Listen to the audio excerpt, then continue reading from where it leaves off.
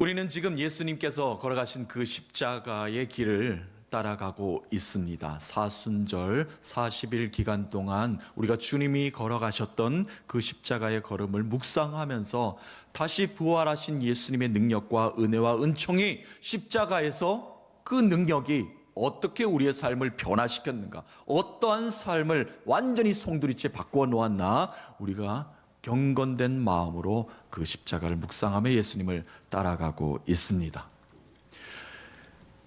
예수님께서 갈릴리 사역을 마치시고 이제 가버나움 중심으로 또 많은 병자를 고치셨죠. 앉은 자를 일으키셨고 눈먼 자를 눈뜨게 하셨고, 특별히 죄 가운데 헤매던 모든 사람들을 일으켜 세우시면서 너의 죄가 사하였다, 너의 믿음이 너를 구원하였다, 이렇게 강력하게 선포해 주신 예수 그리스도께서 이제는 제자들과 공생의 3년간의 모든 갈릴리 사역을 마치시고 예루살렘으로 향하십니다.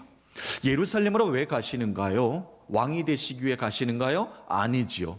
십자가에 달려서 죽으시기 위해 가시는 것입니다. 그 가시는 걸음 가운데 늘 예수님은 제자들과 함께 또한 혼자서 한적한 곳에 가서 기도하셨던 예수님이십니다. 기도하시던 예수님께서 제자들을 바라보시면서 이렇게 묻습니다. 많은 사람들이 나를 누구라 하더냐? 라고 묻습니다. 제자들이 말을 합니다. 어떤 사람은 세례 요한이라고 얘기하고 어떤 사람은 엘리야가 다시 살아서 우리에게 왔다라고 얘기합니다. 또한 어떠한 선지자가 이 땅 가운데 선포하고 있다 하더이다 라고 말을 합니다. 자, 그렇다면 한 3년간 나를 따라다니고 내가 복음을 전하고 모든 사역 가운데 하나님의 능력과 권능을 베푸는 것을 너희들은 보지 않았느냐? 너희들은 그렇다면 나를 누구라고 하느냐? 그때 베드로가 앞장섭니다. 멋있는 신앙 고백을 우리에게 남겨주었죠. 주님은 그리스도십니다. 살아계신 하나님의 아들이십니다 라고 이렇게 고백을 합니다. 이 고백 위에 주님께서 이제 말씀하십니다. 그렇다, 옳다, 너의 말이 옳도다, 잘 알고 있구나. 예수님께서 그때부터 십자가의 고난이 무엇인지, 십자가의 고통이 무엇인지, 십자가를 지나서 부활의 영광의 자리가 어떠한 길인가를 이제 제자들에게 가르쳐 주기 시작을 하십니다. 예수님이 이 땅에 오신 진정한 목적이 무엇인가, 또 십자가에 달리셔서 죽어야 되는 이유가 도대체 무엇인가, 그리고 죽음 후에 사흘 만에 모든 것들을 변화시키는 이유가 무엇인가를 이제 제자들에게 구체적이면서 강력하게 권고하시면서 이제 가르치기 시작합니다. 그것이 바로 예루살렘을 향하는 길입니다. 왜 그렇습니까? 이제 예수님이 죽으시는 길에, 죽으시는 시간이 얼마 남지 않았기 때문에 제자들은 완벽한 제자로 만들어야 되기 때문에 그렇습니다. 내가 다시 올 때까지 너희들에게 지켜 분부할 모든 것을 가르치노니 너희들은 그것을 성령이 너희들에게 임할 것인데 그때부터 본격적인 사명이 너희들에게 주어질 것이다 라고 권고하였고, 따르는 제자들도 이 말이 무엇인지 아는 듯 모르는 듯 하지만 예수님이 말씀하신 것을 따라 지금 예루살렘으로 향하고 있습니다. 자, 제자들과 이 말씀을 나누신 후에 오늘 본문의 말씀 보니까 한 8일 후다라고 했는데 한 일주일여 지나서 오늘의 말씀의 본문의 상황들이 이제 전개되기 시작합니다. 오늘도 예수님께서는 제자들 3명만 데리고 이제 기도하러 가십니다. 베드로와 야고보와 요한이죠. 이 3명만 데리고 산에 기도하러 가셨는데 오늘따라 좀 예수님이 다르십니다. 얼굴의 용모가 완전히 변화되는 영광스러운 모습을 보입니다. 그리고 옷을 입으셨는데 이 광채가 얼마나 희던지 눈이 부실 정도로 예수님의 옷이 광채가 났다라고 이야기하고 있습니다. 그래서 후에 그 산을, 올랐던 산을 변화산이다 라고 우리에게 이렇게 가르침을 주고 있죠. 자, 가만히 보니까 주님이 이제 기도하고 계신데 혼자가 아닙니다. 오늘은 옆에 보니까 엘리야 선지자도 있는 것 같고 모세도 있는 것 같습니다. 어떻게 봐도 엘리야 선지자고 모세 선지자입니다. 대화를 나누는데 어떤 대화를 나누는가? 십자가 이야기를 주님과 나누시는 겁니다.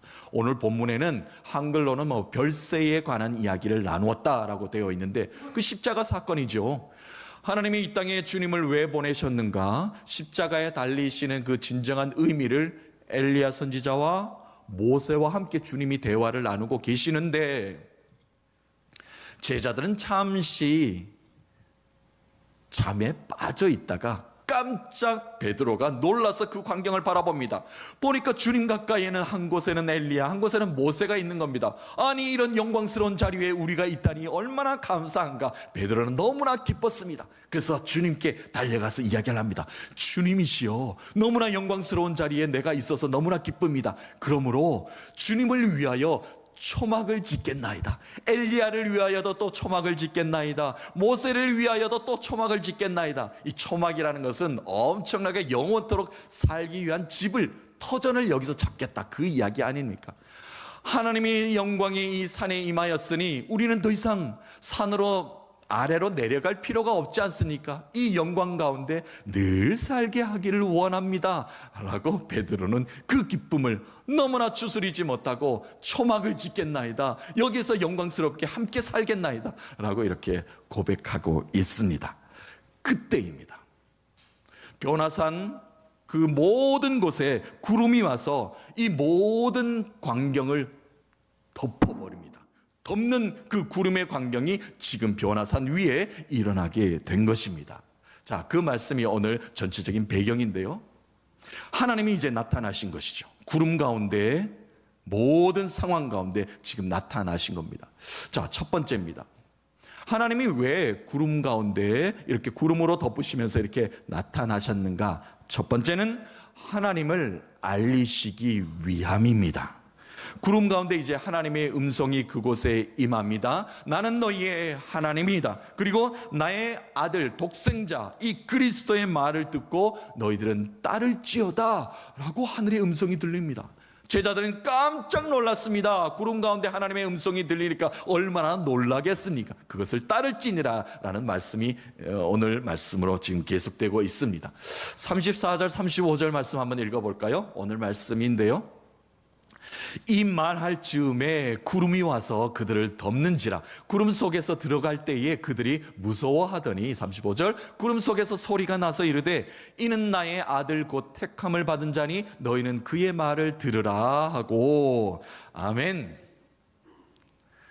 하나님은 언제나 그의 백성들, 하나님의 백성들을 구름 가운데 영광스러운 모습으로 많이 나타나셨습니다. 구약에 읽어보면 하나님이 늘 언제나 하나님의 백성들을 인도하실 때, 하나님의 백성들 가운데 말씀하실 때 구름 가운데 나타나셔서 하나님의 영광스러운 모습으로 임해 주시지 않으셨습니까? 선지자를 통하여서 그렇게도 했고요, 출애굽 가운데서는 하나님이 끊임없이 구름 기둥으로 하나님께서 인도하셨던 그 모습도 우리는 분명하게 기억을 합니다. 그 하나님의 임재, 그 구름이 지금 변화산을 뒤덮고 있습니다.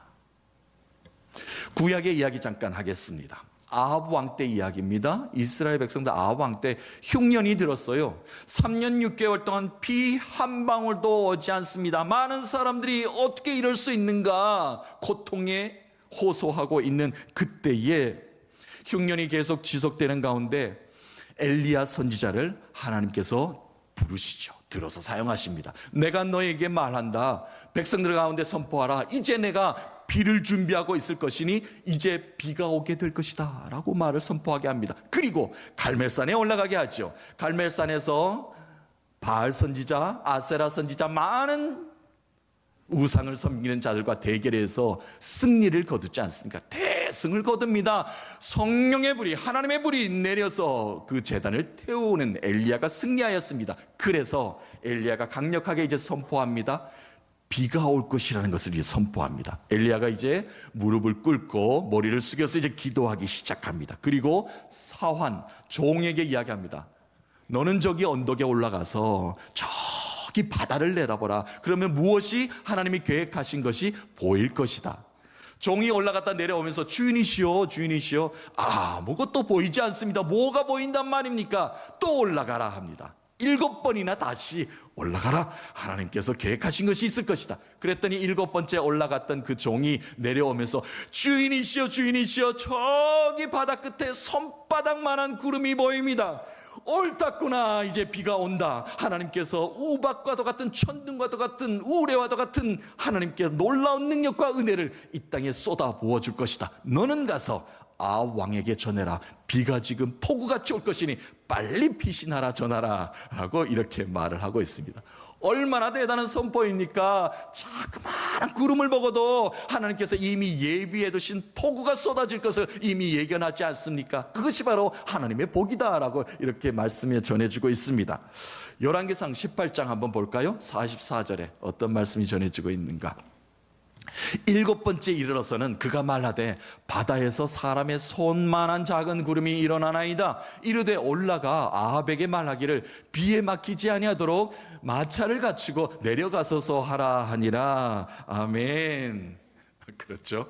바다 끝에 손바닥만한 구름이 뭘 하겠습니까? 그런데 하나님은요, 그 구름을 들어서 사용하시면서 3년 6개월 동안 이 황폐한 땅에 비 한 방울 오지 않았지만 하나님의 축복의 비를 이미 준비하고 계시다는 하나님의 증거를 이곳에 보여주고 계신 것입니다.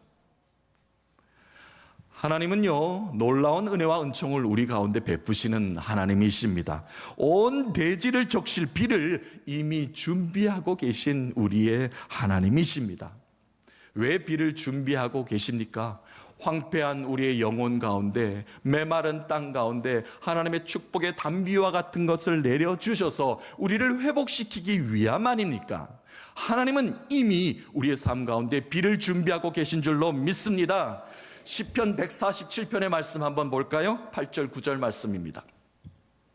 그가 구름으로 하늘을 덮으시며 땅을 위하여 비를 준비하시며 산에 풀이 자라게 하시며 들짐승과 우는 까마귀 새끼에게 먹을 것을 주시는도다. 아멘. 땅에 비를 내리셔서 인간과 함께 공존하는 들짐승까지라도 그 혜택을 다 누리게 해주시는 하나님의 은혜와 은총이다라는 겁니다. 하나님은 언제나 풍성한 은혜를 준비하고 계십니다. 나와 내 인생의 모든 상황까지라도 구름을 덮으셔서 비를 공급해 주시는 하나님이십니다. 음성으로 들리지는 않지만 모든 상황을 주관하시는 하나님의 그 은혜, 이미 비를 우리의 삶 가운데 준비하고 계실 줄로 믿습니다. 솔로몬 이야기 잠깐 할까요? 솔로몬은 성전을 참 아름답고 멋있게 지었습니다. 성전 봉헌식 때가 있었죠. 아름답게 지어놓고 아직 하나님의 언약궤, 법궤가 성전에 오지는 못했습니다. 어느 날 성전 안으로 이제 법궤가 갖다 모시는 그날, 제사장들도 너무나 기뻐서 성전 밖으로 다 뛰어나왔습니다. 나팔 부는 사람들, 악기하는 찬양대들, 모든 악기를 다 동원해서 성전 바깥에서 하나님의 영이 들어오심을 기쁨으로 찬양했습니다. 합창대가 쫙 대열하였습니다. 함께 여호와의 영광을 노래하였습니다. 그때 구름이 성전 온 모든 것을 덮기 시작합니다. 하나님의 영광이 그곳에 임하였다는 것입니다. 쉐키나 구름이라고 이야기하죠. 성경에 그 단어 나오지 않습니다만 온 이스라엘 백성들이 그 영광을 노래할 때 그 단어를 쓰기도 하지 않았습니까? 자, 그래서 성전 가득히 하나님의 영광이 구름 가운데 임할 때 얼마나 위험이 있었으면, 얼마나 장관이 펼쳐졌으면 제사장들이 제사를 지내야 되는데 제사를 마무리하지 못할 정도로 하나님의 놀라운 능력과 은혜와 은총과 능력이 구름 가운데 성전을 덮었다라고 성경은 기록하고 있습니다. 역대하 5장 한번 보겠습니다. 13절에서 14절 그 말씀입니다. 나팔 부는 자와 노래하는 자들이 일제히 소리를 내어 여호와를 찬송하며 감사하는데, 나팔 불고 재금 치고 모든 악기를 울리며 소리를 높여 여호와를 찬송하여 이르되 선하시도다 그의 자비하심이 영원히 있도다 하매, 그때에 여호와의 전에 구름이 가득한지라 제사장들이 그 구름으로 말미암아 능히 서서 섬기지 못하였으니 이는 여호와의 영광이 하나님의 전에 가득함이었더라. 아멘. 그렇습니다. 예배하는 곳에 하나님의 영이 가득합니다. 믿으십니까? 오늘 우리가 이 시간 예배 가운데 임재하시는 하나님을 경험하게 되기를 간절히 소망합니다. 찬양할 때, 기도의 부르짖음이 있을 때, 또한 말씀을 듣는 이 순간 내 영혼을 하나님께서는 어루만져 주실 줄로 믿습니다. 구름으로 덮으시는 그 은총을 경험하는 예배의 자리가 될 줄 믿습니다. 나의 모든 삶을, 나의 모든 상황을, 내가 기도하는 모든 기도 제목을 하나님의 영광의 구름으로 다 덮으십니다. 그리고 풍성한 은혜의 단비를 내려주십니다. 그 은혜와 축복과 평강을 경험하시는 사랑하는 성도님 되시기를 예수 그리스도의 이름으로 축원합니다. 자, 이제 구름으로 덮으시는 이유 두 번째는 산 위에 영광에 이제 안주하지 말라는 그 깊은 뜻이 있습니다. 이제 베드로를 이제 가르치셔요. 누가 그 사명을 감당해야 되는가? 예수와 연합된 자로서 제자의 사명을 베드로가 이제 해야 되지 않습니까? 그런데 베드로가 여기서 초막을 짓고 살겠다니요, 안주하겠다니요, 하나님은 그것을 원하지 않고 해야 될 사명이 분명히 있습니다. 산 위의 영광 이전에 제자들이 해야 될 일이 있습니다. 무엇입니까? 산 아래의 사명입니다. 십자가의 길입니다. 십자가의 고난, 십자가의 고통, 그 죽음이 있어야 부활의 영광이 있을 것이다 하는 것을 하나님은 지금 알리고 계신 것입니다. 지금 눈에 보이는 영광에 안주하지 말라. 너의 사명은 초막을 멋있게 짓는 것이 아니라 산 아래 내려가서 그리스도의 가르침을 실천하는 제자의 사명, 십자가의 고난, 그 구속의 은혜를 만방에 알리는 복음의 사명이 바로 베드로와 제자들의 사명이라고 이렇게 말씀으로 일깨워 주십니다. 산 아래 내려가라는 겁니다. 산 위의 영광에 안주하지 말라. 내려가라. 너도 그 영광에 임하게 될 것이다. 그러기 위해서는 예수가 하는 모든 일들, 십자가의 길의 고난이 먼저 너희들의 삶의 중심이 되어야 될 것이다. 지금 엘리야를 보고 모세의 영광을 바라보았습니다. 그 영광은 언제 오는가? 십자가를 지나야만 그 영광이 온다는 것을 우리에게 일깨워주고 있습니다. 하나님은 참 이렇게 명령조로 말씀하십니다. 하나님은 가끔 보면은 훈련소 조교와도 같기도 하고 유격대의 조교와도 같이 이렇게 말을 하는 것 같습니다. 늘 우리의 삶은 극한의 훈련 가운데 어려운 환난과 고난과 고통 가운데 있는데 하나님은 늘 조교처럼 말씀하십니다. 할 수 있습니다. 일어나십시오. 모두가 다 걷더니 지난 일입니다. 힘을 냅니다. 일어납니다.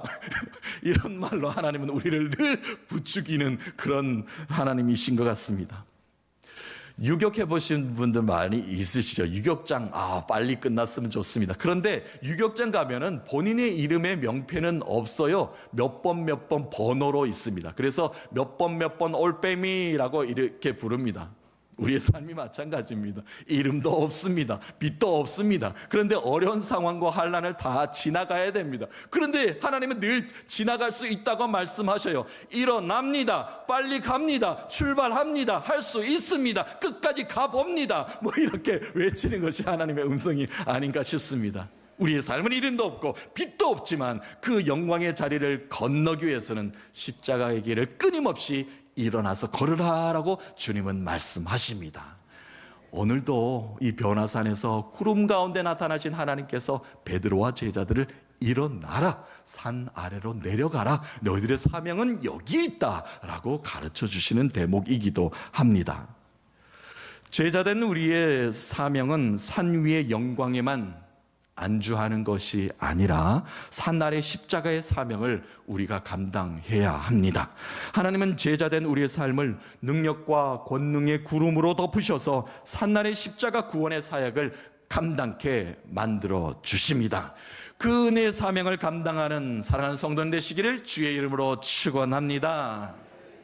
마지막으로 왜 하나님은 그 변화산을 구름으로 덮으셨는가? 그리고 주님과 제자들을 왜 구름 가운데 덮으시면서 나타나셨는가? 오직 예수만 보이게 만드시기 위함입니다. 구름 가운데 이제 하나님의 음성이 그쳤습니다. 그런데 제자들이 바라보았더니 이제는 예수님만 보이기 시작합니다. 그전에는 영광스러운 모습만 보였고 엘리야가 보였고 모세가 보였고 초막을 어떻게 지을까 집을 어떻게 지을까만 보였는데 이제 그 음성이 끝나고 나니 우리의 사명을 깨닫고 보니 이제는 주님만 보이기 시작하는 겁니다. 주님이 이제 무엇을 하실 것인가? 주님이 십자가에 가시면 나도 그 십자가를 따르겠나이다. 주님의 십자가의 찢기심이 내 십자가가 되기를 원합니다. 이렇게 고백하는 그 마음으로 주님만 바라보게 된 것입니다. 자, 36절 어제 마지막 말씀입니다.